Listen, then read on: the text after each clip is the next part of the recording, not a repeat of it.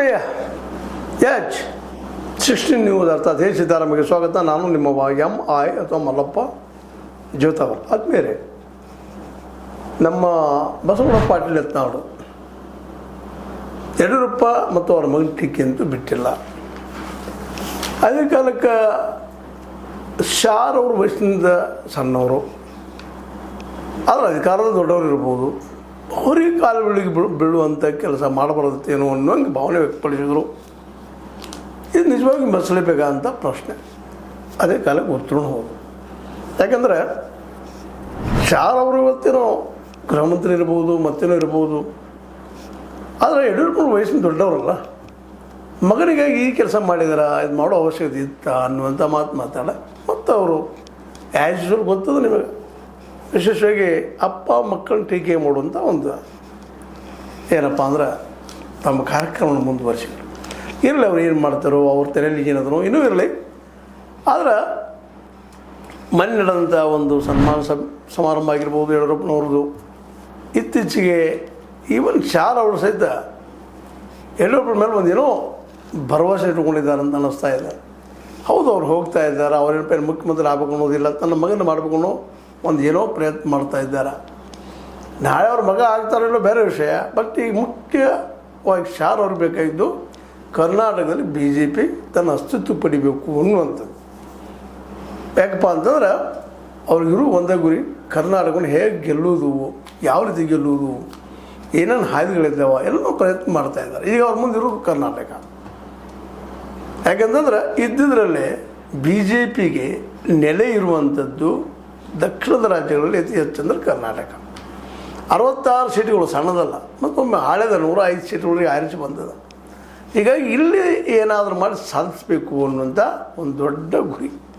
ಆ ದಿಶೆಯಲ್ಲಿನ ಚುನಾವಣೆ ಆದಮೇಲೆ ಬಂದಂಥ ಕರ್ನಾಟಕಕ್ಕೆ ಬಂದಂಥ ಮೋದಿಯವರು ಇಲ್ಲೇ ಕರ್ನಾಟಕದಲ್ಲೇ ಮತ್ತು ಅದೇ ಕಾಲಕ್ಕೆ ತೆಲಂಗಾಣದಲ್ಲೇ ಒಂದೆರಡು ಕೆಲಸಗಳನ್ನು ಮಾಡಿ ಹೋದ. ನಿಮಗೆ ಗೊತ್ತದ, ಮಧ್ಯದಾಗೆ ಸಿದ್ದರಾಮಯ್ಯ ಮತ್ತು DKC ಮಧ್ಯದ ಒಂದು ಡಿಫ್ರೆನ್ಸ್ ಹೆಚ್ಚಾಗಿ ತೋರಿಸ, ಒಂದು ರೀತಿಯಿಂದ ಇಂಡೈರೆಕ್ಟಾಗಿ DK ಶಿವಕುಮಾರ್ ಅವರಿಗೆ ನಾವು ನಿಮ್ಮ ಜೊತೆಗೆ ಇದ್ದೀವಿ ಅನ್ನೋ ಅಂತ ಏನೋ ಅಭಯ ಹಸ್ತ ಕಳಿಸಿದಂಗೆ ಅನ್ನಿಸ್ತದ. ಅವ್ರಿಗೆ ಇಲ್ಲಿ ಅಧಿಕಾರ ಹಿಡಿಬೇಕಾಗಿದೆ ಯಾವುದೇ ರೂಪದಿಂದ. ಹೀಗಾಗಿ ಅಂದು ಹೋದರು. ಅದಕ್ಕೆ DKC ಅವರು ಯಾವ ರೀತಿ ರೆಸ್ಪಾನ್ಸ್ ಮಾಡಿದ್ರು, ಏನು ಮಾಡಿಲ್ಲ ಗೊತ್ತದ, ಹೇಳೋ ಅವಶ್ಯಕತೆ ಇಲ್ಲ. DKC ಅವರು ಇಲ್ಲಿವರೆಗೆ ಅವ್ರು ಮಾತಾಡಿದ್ದು ಕಾಂಗ್ರೆಸ್ ಪರವಾಗಿ ಮಾತಾಡಿದರು. ಮೋದಿ ಅವ್ರಿಗೆ ಏನೋ ಒಂದು ದೂರದ ಆಸೆ ತೋರಿಸಿದ್ರು ಸಹಿತ ಅದು ನೋಡಿಲ್ಲ. ಯಾಕೆ ಇಲ್ಲಿವರೆಗೆ ಒಂದಿಷ್ಟು ಏನೋ ಭರವಸೆಗಳಿತ್ತು. DK ಶಿವಕುಮಾರ್ ಅವರು ಒಂದು ವೇಳೆ ಮುಖ್ಯಮಂತ್ರಿಯನ್ನಾಗಿ ಮಾಡದೆ ಹೋದ್ರೆ ಅವರಿದ್ದಂಥವರು BJPಗೆ ಹಾರಬಹುದು ತಮ್ಮ ಮನೆಯಿಂದ ತೊಗೊಂಡು ಅಂತೇಳಿ ಆ ಯಾವುದೋ ನೆಲೆಗಟ್ಟಿನಲ್ಲಿ ಮಾತಾಡಿರ್ಬೋದು. ಅದೇ ರೀತಿಯಾಗಿ ಆಂಧ್ರಲ್ಲ ತೆಲಂಗಾಣದಲ್ಲೂ ಸಹಿತ ಒಂದಿಷ್ಟು BJPಗೆ ನೆಲೆಗಳಿದ್ದಾವೆ ಅನ್ನೋದು ಗೊತ್ತಿದ್ದಂಥ ವಿಷಯ.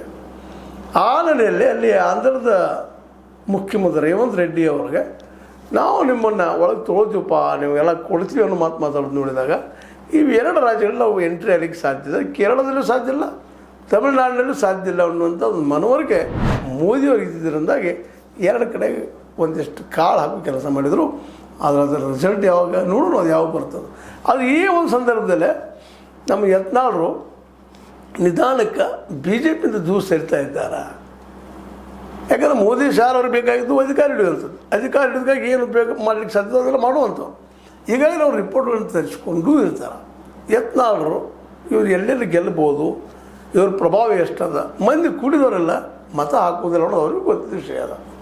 ಮಂದಿ ಕೂಡಿದ್ರೆ ಮತ ಬರ್ತಾವ, ಇವ್ರ ಭಾಷಣಕ್ಕೆ ಕೇಕೆ ಹಾಕಿದ್ರೆ ಶೇಳಿ ಹೊಡೆದ್ರೆ ಇವ್ರ ಮತ ಬರ್ತಾವ ಅನ್ನುವಂಥ ಭ್ರಮೆಯಲ್ಲಿ ಇಲ್ಲದಂಥ ವ್ಯಕ್ತಿಗಳು ವಾಸ್ತವ ಚುನಾವಣೆ ಗೆಲ್ಲುವುದರಲ್ಲಿ ಇವತ್ತು ಮಾಹಿರಿದ್ದಾರೆ ಮೋದಿ ಮತ್ತು ಶಾರ್. ಸ್ವತಂತ್ರವಾದ ಮೀಡಿಯಾಗೆ ಬೇಕಾಗಿರುವುದು ಸ್ವತಂತ್ರ ಧ್ವನಿ. ಆ ಸ್ವತಂತ್ರ ಧ್ವನಿ ಉಳಿಸಲು ನೀವು ಮಾಡಬೇಕಾದದ್ದು ಇಷ್ಟೇ. ಅದೇನಪ್ಪಾ ಅಂತಂದ್ರೆ ನಿಮ್ಮ ಕೈಲಾದಷ್ಟು ಸಹಾಯ ಈ ಚಾನಲ್ಗೆ ಮಾಡಿ ಹಾಗೂ ನಿಮ್ಮ ಧ್ವನಿಯನ್ನು ಕಾಪಾಡಿಕೊಳ್ಳಿ. ಯಾವ ರೀತಿಯಾಗಿ ಗೆಲ್ಲಬೇಕು, ಏನೇನು ಮಾಡಬೇಕು, ಯಾವ ರೀತಿ ಮಾಡಬೇಕು ಅಂತ ಹೇಳಿ. ಹೀಗಾಗಿ ಯತ್ನಾಳ್ ಏನು ಪ್ರಯತ್ನ ಮಾಡ್ತಾ ಇದ್ದಾರೆ, ಎಲ್ಲೂ ತಪ್ತಾ ಇದ್ದಾರಾ ಇವರು ಒಂದೇ. ಯತ್ನಾಳ್ ಸ್ವಲ್ಪ ಮೌನ ಇದ್ಕೊಂಡು ಯಡಿಯೂರಪ್ಪನ ಬಗೆದು ಅವಶ್ಯಕತೆ ಇಲ್ಲ, ಟೀಕೆ ಮಾಡೋದು ಅವಶ್ಯಕತೆ ಇಲ್ಲ, ಹಾಗಾಗಿ ಹೊಗಳೋದು ಅವಶ್ಯಕತೆ ಇಲ್ಲ. ತಮ್ಮಷ್ಟು ತಾವು ಉಳಿದಿದ್ರೆ ಇವತ್ತು ಲಿಂಗಾಯತರಲ್ಲಿ ತಮ್ಮ ಒಂದು ವ್ಯಕ್ತಿತ್ವ ನೆತ್ತು ಮಾಡ್ಕೊಂಡಿದ್ರೆ ನಿಶ್ಚಿತವಾಗಿಯೂ ನಮ್ಮ ಯತ್ನಾಳ್ರಿಗೆ ಅವಕಾಶ ಸಿಗ್ತೇನೋ ಅನ್ನುವಂಥ ಅವ್ರ ಸಂಶಯ ಮೂಡ್ತಾ ಇದೆ. ಯಾಕಂದ್ರೆ ಅವ್ರಿಗೂ ಬೇಕಾಗಿ ಹಿಂದುತ್ವ ಮೋದಿ ಮತ್ತು ಶಾರ್ ಅವ್ರಿಗೆ ಇವರಲ್ಲದ ಅವ್ರಲ್ಲೇ ಅದ ಯತ್ನಾಳ್ರಲ್ಲೇ ಜೋರದ. ಆದ್ರೆ ಒಬ್ಬ ಒಪ್ಪಿತ ರಾಜಕಾರಣಿ ರಾಜ್ಯದಲ್ಲಿ ಅಧಿಕಾರಕ್ಕೆ BJP ತರಲು ಪ್ರಯತ್ನ ಮಾಡಿದಂಥ ಯಡಿಯೂರಪ್ಪನವರು ನಿರಂತರವಾಗಿ ನಿರರ್ಗಳವಾಗಿ ಅವ್ರ ಬಗ್ಗೆ ಟೀಕೆ ಮಾಡೋದು, ಭ್ರಷ್ಟ ಅಂತ ಹೇಳೋದು, ಮತ್ತೆ ನೋಡೋದು ಅಂದಾಗ ಸರ್ ಅವ್ರಿಗೂ ಅನಿಸ್ತದ, ಅವ್ರಿಗೆ ಗೊತ್ತದ ಮೋದಿ ಮತ್ತು ಶಾರ್ ಅವ್ರಿಗೆ ಭ್ರಷ್ಟಾಚಾರ ಎಲ್ಲಿದೆ, ಯಾರಿದ್ದಾರೆ ಯಾರಿಲ್ಲ, ನಾವು ಸಹಿತ ಭ್ರಷ್ಟಾಚಾರಿಗಳು ಅಂತ ಒಳಗೆ ಅವ್ರಿಗೆ ಮಾಹಿತಿ ಅದ. ಯಾಕಂದರೆ ಇವತ್ತು ರಾಜಕೀಯದಲ್ಲಿ ಭ್ರಷ್ಟಾಚಾರ ಇಲ್ಲದ ಯಾವ ರಾಜಕಾರಣಿ ಮಾಡ್ತಾ ಇಲ್ಲ. ಒಂದು ಹೇಳಿದ್ರೆ ಭ್ರಷ್ಟಾಚಾರ ರಹಿತವಾದ ಆಡಳಿತ ಮಾಡ್ತಾರೆ ಅಂತ ಇತ್ತಂದ್ರೆ ನಮ್ಮ ಯತ್ನಾಳರಿಗೆ ಮೊದಲು ಇವು ಸ್ಥಾಪಿತ ಪಕ್ಷ ದೋಸ್ತಿ ಬಿಡಬೇಕಾಗ್ತದೆ. ಎಲ್ಲ ಪಕ್ಷ ಅಷ್ಟೇ, ದೇವೇಗೌಡದಿರಲಿ, ಕಾಂಗ್ರೆಸ್ ಇರಲಿ, BJP ಇರಲಿ, ಯಡಿಯೂರಪ್ಪನವ್ರು ಟಾರ್ಗೆಟ್ ಮಾಡೋದು ಮುಖ್ಯ ಅಲ್ಲ. ನೀವು ಭ್ರಷ್ಟಾಚಾರ ವಿರೋಧಿ ಹೋರಾಟ ಮಾಡ್ತೀರಿ, ಹಿಂದುತ್ವ ಐತೆ ಅಂದರೆ ಇವರೆಲ್ಲ ದೋಸ್ತಿ ಬಿಡಬೇಕು ನೀವು ಅಂದಾಗ ಜನ ನಿಮ್ಮನ್ನು ನಂಬಲಿಕ್ಕೆ ಶುರು ಮಾಡ್ತಾರೆ. ಈಗ ಚಂದ ಅನ್ನಿಸ್ತದೆ, ಯಾರನ್ನು ಟೀಕಾ ಮಾಡ್ತಾ ಇರ್ತೀರಿ, ಸೀರೆ ಹೊಡಿತಾರೆ, ಕೇಕ್ ಹೊಡಿತಾರೆ, ಕೇಕ್ ಹಾಕ್ಯಾರ, ಆದರೆ ನಿಜವಾಗಿ ಅವ್ರದ್ದು ಓಟ್ ಆಗುವುದಿಲ್ಲ ಅನ್ನೋದು ಮೊನ್ನೆ ಬಾಗಲಕೋಟೆಯಲ್ಲಿ ಗೊತ್ತಾದಂಥ ವಿಷಯ ಇದು. ಬಾಗಲಕೋಟೆಯಿಂದ ಯತ್ನಾಳರು ಕರಿಬೇಕಾದ ಭಾಳ ಅದ. ಬರೇ ಚೀಟಿ ಹಾಕಿದ್ರೆ ಕೂಗು ಬೆಳೆದ್ರೆ ಮತ ಬೀಳೋದಿಲ್ಲ ಅನ್ನೋದು ಕನ್ಫರ್ಮ್ ಮಾಡ್ಕೋಬೇಕಾಗ್ಯದ. ಅದು ಸೆಂಟ್ರಲ್ ಕನ್ಫರ್ಮ್ ಮಾಡ್ಕೊಳ್ಳೋದು, ಮೋದಿ ಮತ್ತು ಶಾರು ಕನ್ಫರ್ಮ್ ಮಾಡ್ಕೊಂಡಿದ್ದಾರೆ. ಅದಕ್ಕೆ ಇವ್ರನ್ನ ದೂರ ಸರಿಸಿಬಿಟ್ಟಿದ್ದಾರೆ. ಈಗ ಇನ್ನೊಂದೇನು ರಾಗ ಹಾಡ್ತಾ ಇದ್ದಾರೆ ನಮ್ಮ ಯತ್ನಾಳರು. ಅವ್ರು ಹೌದು ಬೆಳಿಬೇಕು, ಒಳ್ಳೆ ಮಾತುಗಾರ ಅದಾರ, ಓದುಗರು ಅದಾರ, ಚೆನ್ನಾಗಿ ಚಿಂತನೆಯೂ ಅದ ಅವ್ರದ್ದು. ಈಗ JCB ಕಟ್ತೀನಿ ಅಂತ ಹೇಳ್ತಾರೆ, ಕಟ್ರಿ.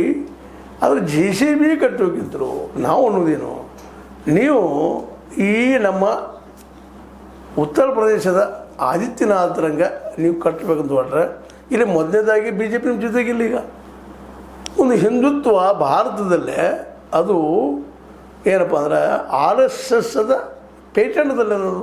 ಅವ್ರು ಬಿಟ್ಟು ಕೊಡೋದಿಲ್ಲ ಯಾರಿಗೂ. ಅವ್ರನ್ನ ಬಿಟ್ಟು ನೀವು ಹಿಂದುತ್ವ ಮಾಡಲಿಕ್ಕೆ ಹೋದರೆ ನಿಮ್ಮ ಅಸ್ತಿತ್ವವನ್ನು ದೂರ ಸರಿಸುವಂಥ ಶಕ್ತಿ ಅವ್ರಿಗೆ ಅದ, ಅಪಾರವಾದ ಶಕ್ತಿ ಅದ, ಸಂಘಟನೆ ಅದ ರಾಷ್ಟ್ರ ಮಟ್ಟದಲ್ಲ. ಅದಕ್ಕೆ ಹೊಸದು ಏನು ಮಾಡೋಕ್ಕೆ ಸಾಧ್ಯ ಇಲ್ಲ. ಹೊಸ ಅಂದ್ರೆ ಹಿಂದುತ್ವ ವಿಶ್ವಾಸದನ್ನು ಕೂಡ ಸಿಗಬೇಕು. ಅವರೆಲ್ಲರೂ ಹೆಚ್ಚು ಕಡಿಮೆ ಇವತ್ತು BJPಯಲ್ಲಿದ್ದಾರೆ ಅಥವಾ RSSದಲ್ಲಿದ್ದಾರೆ.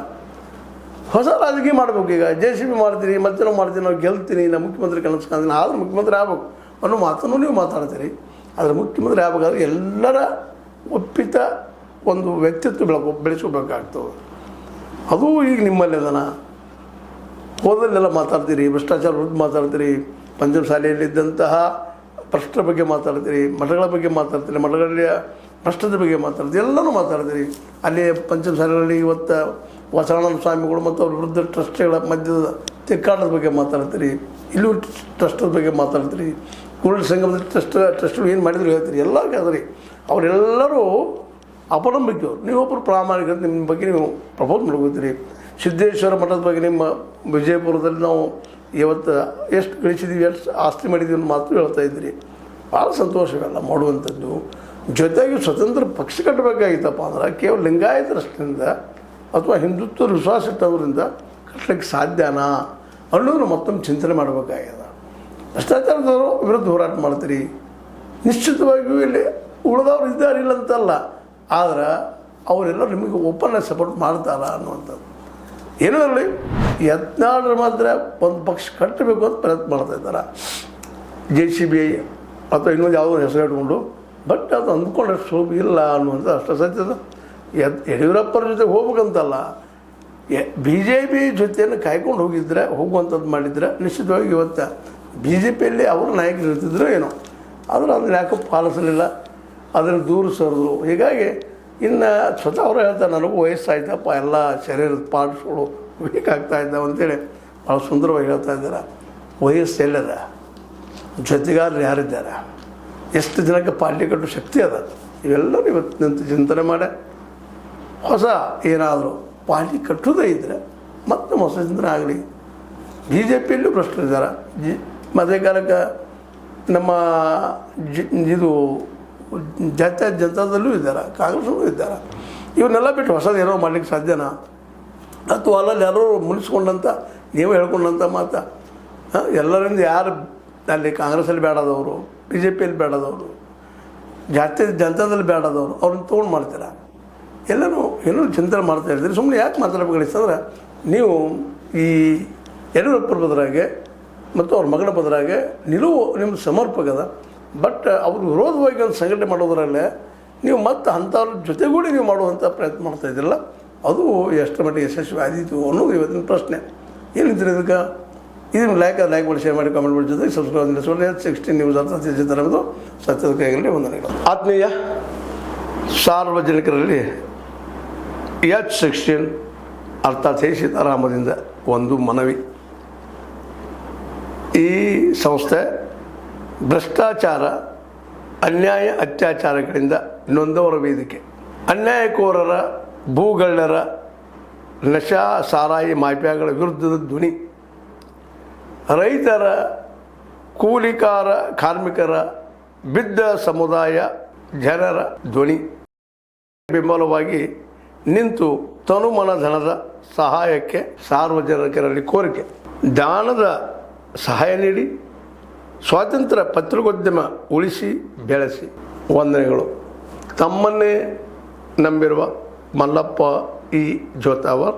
ಈ ಕೆಳಗಿನ QR ಸ್ಕ್ಯಾನ್ ಮಾಡಿ ಅಥವಾ ಈ ನಂಬರ್ ಅಂದರೆ 7411402405ಗೆ ಇಲ್ಲ 9686864852ಗೆ ನೀವು ಫೋನ್ಪೇ ಮಾಡಿ, ಪೇಟಿಎಮ್ ಮಾಡಿ ಅಥವಾ ಇನ್ನಾವುದೇ ಮಾಧ್ಯಮದಿಂದ ಗೂಗಲ್ ಮೂಲಕ ಸಹಾಯ ಮಾಡಿ ಈ ಪ್ರಾಮಾಣಿಕ ಪತ್ರಿಕೋದ್ಯಮವನ್ನು ಉಳಿಸಿ ಅಂತ ಮತ್ತೊಮ್ಮೆ ಮನವಿ. ವಂದನೆಗಳು.